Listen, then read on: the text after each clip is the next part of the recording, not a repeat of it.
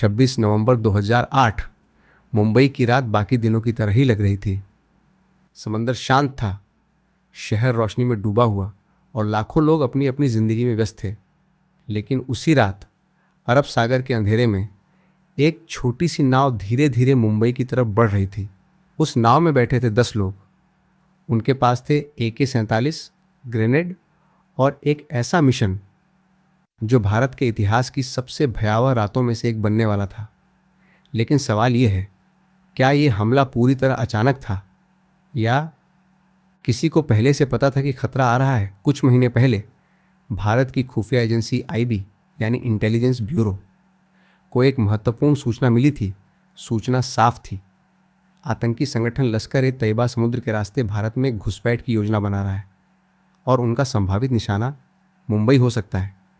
ये जानकारी सिर्फ एक अफवाह नहीं थी, ये कई स्रोतों से आई चेतावनी थी। इंटरसेप्टेड कम्युनिकेशन, अंतर्राष्ट्रीय एजेंसियों की रिपोर्ट और कुछ ऐसे संकेत जो सीधे समुद्री रास्ते की ओर इशारा कर रहे थे। IB ने यह जानकारी आगे भेजी, नेवी को, कोस्ट गार्ड को और महाराष्ट्र की सुरक्षा एजेंसियों को। रिपोर्ट में साफ लिखा था, समुद्र के रास्ते एक संभावित आतंकी घुसपैठ हो सकती है।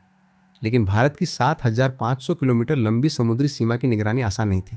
कोस्ट गार्ड के पास सीमित संसाधन थे, स्थानीय पुलिस समुद्री सुरक्षा के लिए प्रशिक्षित नहीं थी और मछुआरों की हजारों नावों के बीच किसी एक संदिग्ध नाव को पहचानना लगभग असंभव जैसा था। फिर भी खतरे की चेतावनी मौजूद थी। लेकिन 26 नवंबर की रात सब कुछ बदलने वाला था। उस शाम पाकिस्तान के कराची से शुरू हुई एक लंबी यात्रा अपने आखिरी पड़ाव पर पहुंच रही थी। आतंकियों ने पहले एक पाकिस्तानी नाव से सफर किया, फिर अरब सागर में एक भारतीय मछली पकड़ने वाली नाव कुबेर को हाईजैक कर लिया। उस नाव के कप्तान अमर सिंह सोलंकी को बंधक बना लिया गया। कई घंटों तक समुद्र के बीच ये नाव मुंबई की ओर बढ़ती रही और किसी को भी अंदाजा नहीं था कि शहर की ओर मौत का एक तूफान बढ़ रहा है। रात लगभग 8 बजे मुंबई के कोलाबा इलाके के पास, बदवार पार्क के पास, एक छोटी सी इन्फ्लेटेबल बोट किनारे लगती है। अंधेरा, भीड़ और शहर की सामान्य हलचल के बीच 10 लोग चुपचाप जमीन पर उतरते हैं। उनके कंधों पर बैग हैं जिनमें हथियार भरे हुए हैं। वे दो दो के समूह में बंट जाते हैं और अलग अलग दिशाओं में चल पड़ते हैं। किसी को शक नहीं होता।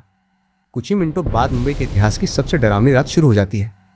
सबसे पहले गोलियों की आवाज़ सुनाई देती है छत्रपति शिवाजी टर्मिनस पर, भीड़ से भरे स्टेशन में। अचानक 2 आतंकवादी AK-47 से अंधाधुंध फायरिंग शुरू कर देते हैं। लोग भागने लगते हैं, चीखें, भगदड़, खून। कुछ ही मिनटों में दर्जनों लोग जमीन पर गिर चुके होते हैं। लेकिन ये सिर्फ शुरुआत थी। उसी समय दूसरा ग्रुप ताजमहल पैलेस होटल की तरफ बढ़ रहा था, तीसरा ग्रुप ओबेरॉय ट्राइडेंट होटल की ओर और एक अन्य टीम नरीमन हाउस की तरफ। कुछ ही घंटों में मुंबई के कई बड़े इलाकों में गोलियां चली थीं। पुलिस हैरान थी, किसी को समझ नहीं आ रहा था कि शहर में एक साथ इतने हमले कैसे हो रहे हैं। स्थानीय पुलिस के पास पुराने हथियार थे, कुछ के पास सिर्फ रिवॉल्वर, और सामने थे आधुनिक हथियारों से लैस प्रशिक्षित आतंकी। लेकिन सबसे बड़ा सवाल अब भी वही था, अगर पहले से समुद्र के रास्ते घुसपैठ की चेतावनी थी तो ये आतंकी शहर तक पहुंच कैसे गए? जांच में बाद में सामने आया कि चेतावनी तो थी, लेकिन वो बहुत सामान्य थी। कोई सटीक तारीख नहीं, कोई निश्चित लोकेशन नहीं, कोई खास नाव की पहचान नहीं, और समुद्र हजारों किलोमीटर लंबा था। कोस्ट गार्ड की गश्त जारी थी, लेकिन आतंकियों ने रास्ता बदलते हुए छोटे छोटे समुद्री मार्गों का इस्तेमाल किया। और जब वे मुंबई पहुंचे तो वे बिल्कुल आम मछुआरों की तरह दिख रहे थे। शहर के अंदर अब आतंक का तांडव शुरू हो चुका था। ताज होटल में आग लग चुकी थी, ओबेरॉय में लोग कमरों में छिपे हुए थे, नरीमन हाउस में बंधक बनाए जा चुके थे, और पूरी दुनिया टीवी स्क्रीन पर मुंबई को जलते हुए देख रही थी। भारतीय सेना और NSG कमांडो को दिल्ली से बुलाया गया, लेकिन तब तक कई घंटे गुजर चुके थे। कमांडो ऑपरेशन शुरू हुआ और यह ऑपरेशन अगले 60 घंटे तक चलता रहा। एक एक कमरे की तलाशी, एक एक मंजिल पर मुकाबला।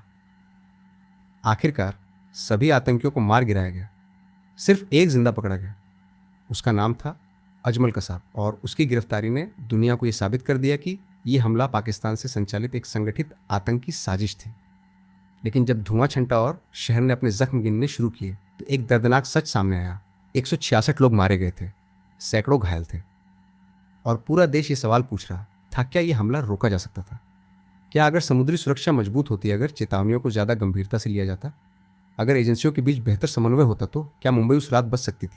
इन सवालों के जवाब आज भी पूरी तरह साफ नहीं है। लेकिन एक बात निश्चित है, 26 नवंबर ने भारत की सुरक्षा व्यवस्था को हमेशा के लिए बदल दिया। उसके बाद तटीय सुरक्षा को मजबूत किया गया, नए रडार लगाए गए, कोस्ट गार्ड का विस्तार हुआ और मछुआरों को भी सुरक्षा नेटवर्क का हिस्सा बनाया गया। लेकिन इतिहास हमें एक कठोर सच्चाई याद दिलाता है। कभी कभी खतरे की चेतावनी होती है, लेकिन खतरा तब भी आ जाता है क्योंकि आतंक सिर्फ हथियारों से नहीं आता, हुआ आता है हमारी तैयारियों की कमजोरियों से। और 26 नवंबर 2008 की रात मुंबई ने यह कीमत अपनी जान देकर चुकाई थी। और शायद यही वजह है कि आज भी जब मुंबई का समुद्र रात में शांत दिखाई देता है, कहीं न कहीं एक सवाल लहरों के साथ गूंजता रहता है, क्या अगली चेतावनी